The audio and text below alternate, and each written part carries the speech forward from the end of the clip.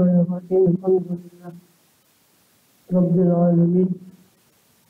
Bihi nasta'in wa ala umuri dunya wa din. Salatu wassalamu ala asyrafil anbiya'i wal mursalin sayyidina nabiyina Muhammadin wa ala alihi wa sahbihi ajma'in. Amma ba'd. Ini masih kita melanjutkan di kitab As-Simarul Yani'ah Syarah Riyadul Badi'ah. Mana di kitab Riyadul Badi'ah ya hasbullah.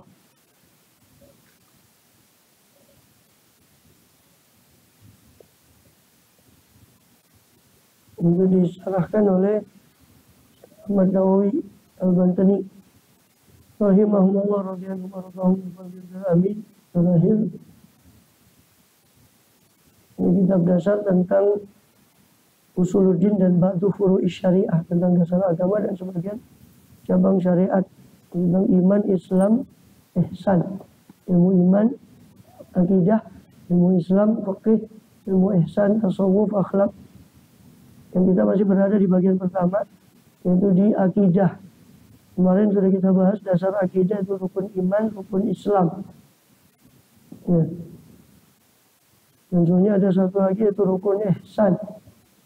Itu anta budallah karena kataroh, fa ilam takun tarahu fa innahu yarak. Ihsan itu adalah kau menyembah kepada Allah seolah-olah kau melihatnya. Jika kau tidak mampu maka yakin dia Allah itu melihatmu.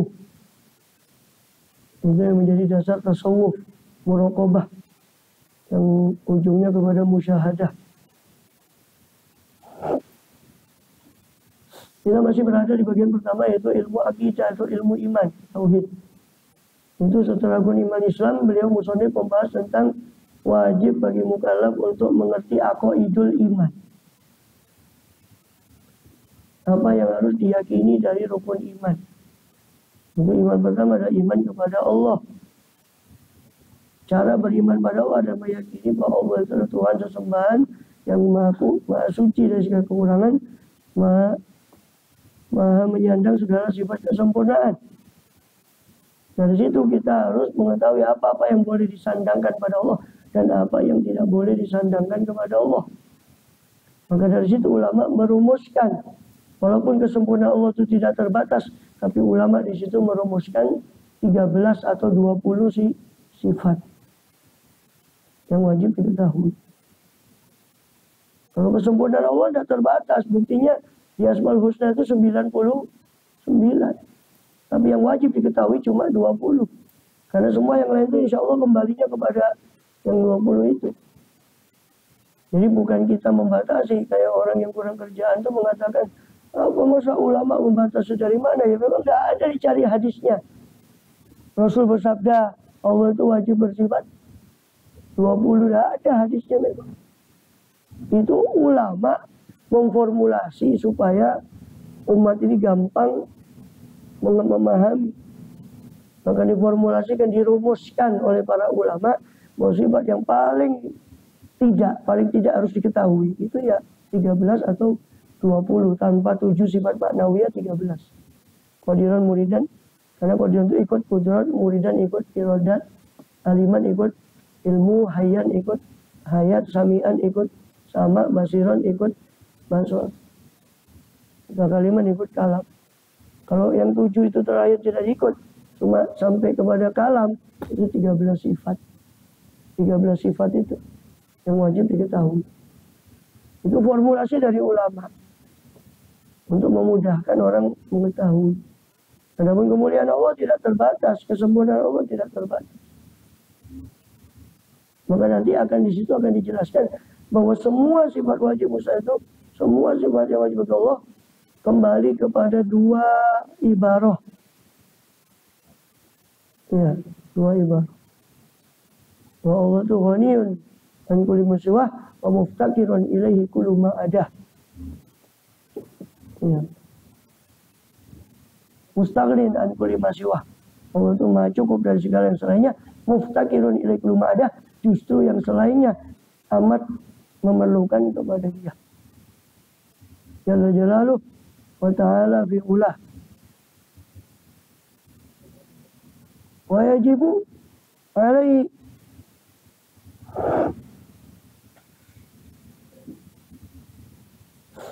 dan wajib atasnya, wajib atas aikuli syaksin, ingat atasnya setiap syakhs, setiap pribadi, setiap orang. Aidon juga, jadi selain mengetahui rukun iman rukun Islam, wajib juga apa? Wajib juga ayyarifa aqaidal iman, untuk mengetahui setiap syakhs, setiap orang, maksudnya mukallaf, Islam balik, berakal sehat, wajib mengetahui apa? Ya arifa aqaidal iman, mengetahui siapa ulu syakhs tadi akan akidah keimanan, aqaidal iman, apa-apa yang harus diyakini dari keimanan, kepercayaan. Tegese arifa ngawurui, mengetahui siapa 10 syaksin al-mu'taqadati, akan piro-piro keyakinan, akan beberapa keyakinan allati haqquha an tusaddaqo bil qalbi, yang mana haknya keyakinan tadi itu dibenarkan dengan hati. Antusaddaqo bil qalbi, dibenarkan dengan hati. Untuk mabni majhul. Sadaqo yusaddiqu suddiqo yusaddaqu tusaddaqu untuk sadaqo. Yang haknya keyakinan tadi harus dibenarkan oleh hati. Yang membenarkan keyakinan tadi adalah hati. Walaisal wajibu hifdzu sifatil atiyati. Itu. Dan tidaklah wajib menghafal inilah sifat-sifat yang akan datang. Ya, tidak harus menghafal memang, tapi sempurnanya menghafal, terutama bagi thalibul ilmi. Makanya kita wajibkan dan di pondok-pondokan diwajibkan menghafal itu. Ya, walaupun di sini ditulis memang tidak wajib, hanya bagi haknya orang awam. Pokoknya orang awam itu ngerti. Kalau ditanya, ini wajib tidak Allah bersifat gini? Oh ya wajib, dia ngerti. Itu sudah cukup orang awam. Tapi bagi orang yang menuntut ilmu, orang yang mutakhassis, itu paling tidak ya dasarnya wajib mengetahui 20 sifat.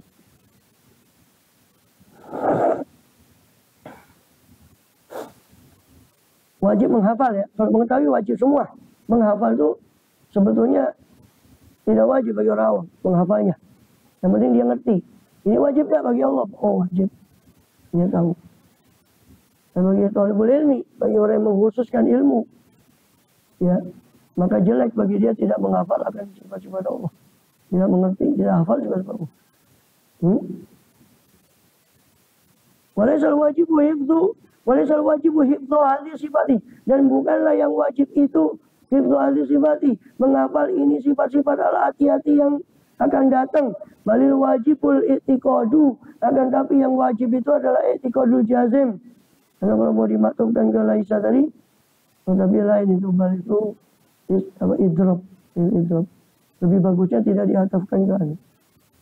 Balil wajibul i'tiqadul jazimu, akan tapi ada utawi yang wajib itu adalah i'tiqadul jazim, meyakini adalah keyakinan yang jazim. Jadi wajib bukan menghafal, sebetulnya yang wajib itu adalah keyakinan yang jazim, keyakinan yang teguh. Meyakini dengan teguh. Ma'ad dalil, bersama dengan dalil. Dalil ini pun bagi orang awam bukan dalil tafsili, bukan dalil terperinci yang kita rinci seperti di isyarat. Dalil yang kita perinci. Nah, dalilnya di dalil ijmali. Yang wajib bagi mereka itu cuma dalil gemblengan.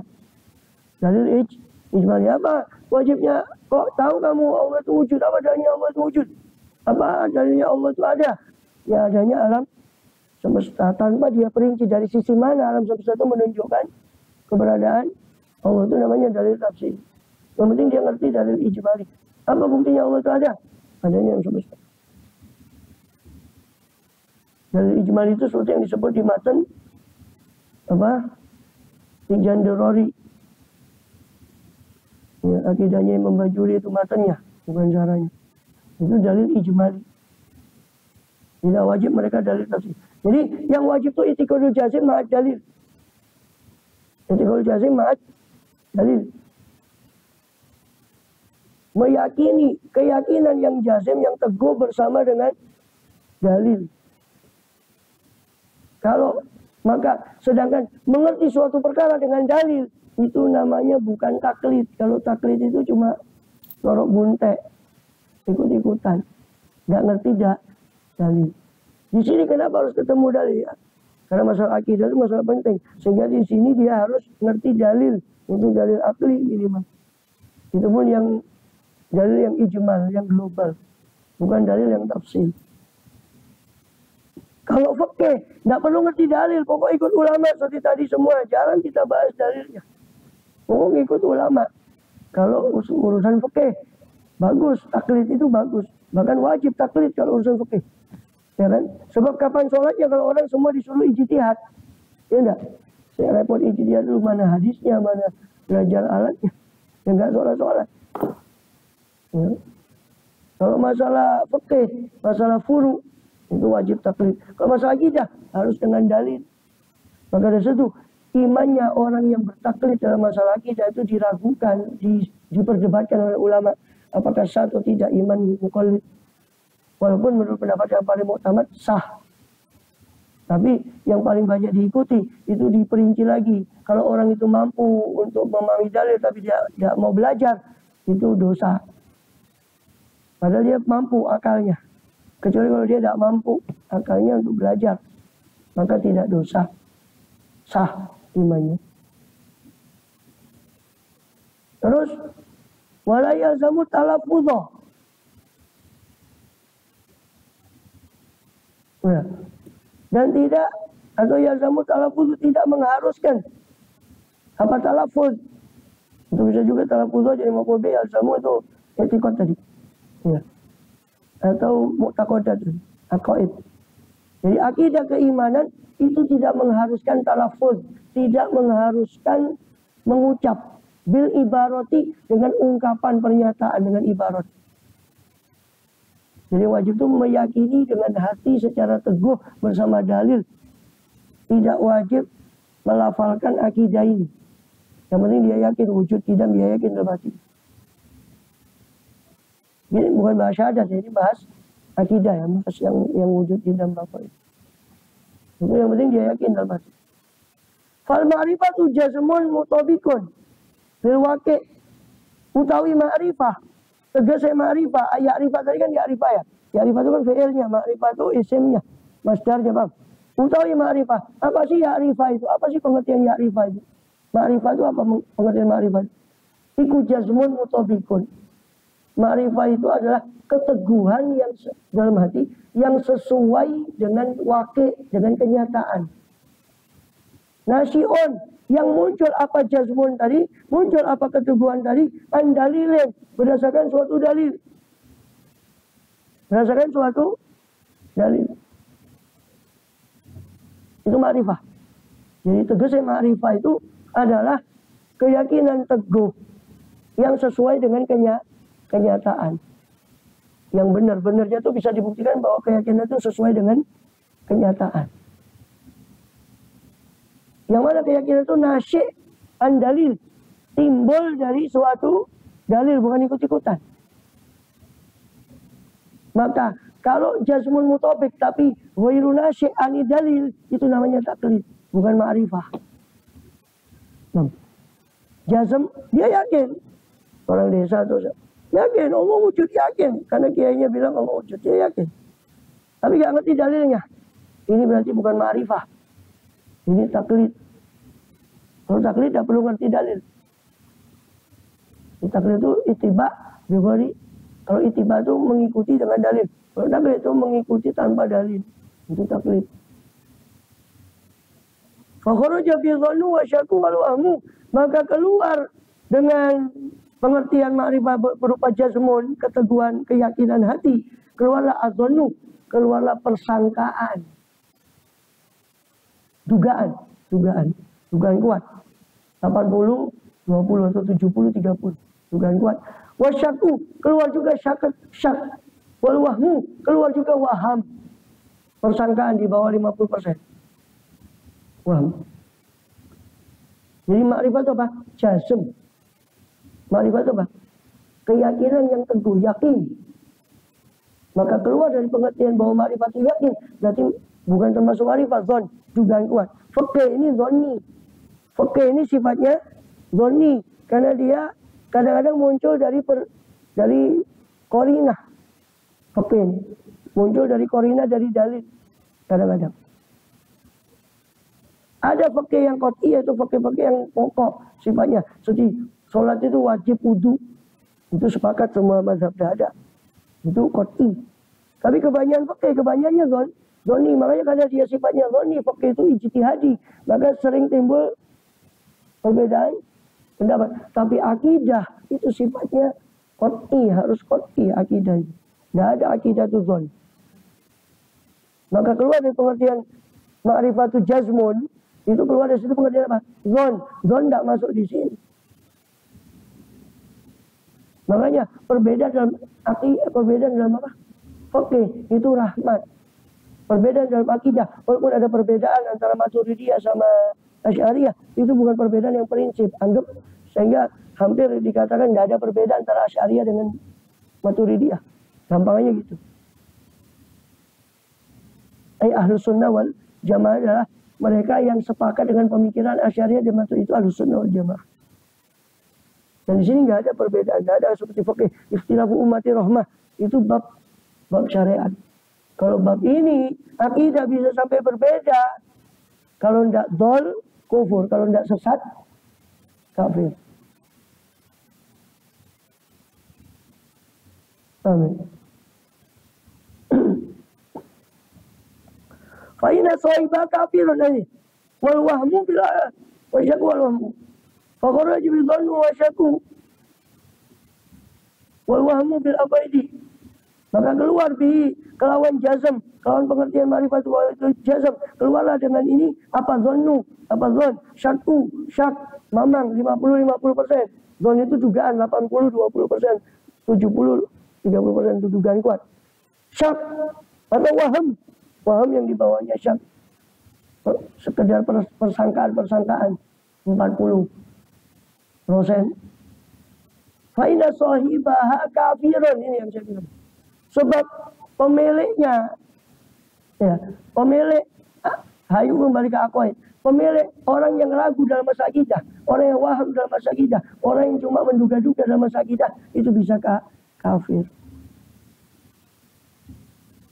Kafir ini kalau dalam yang maktu itu kafir.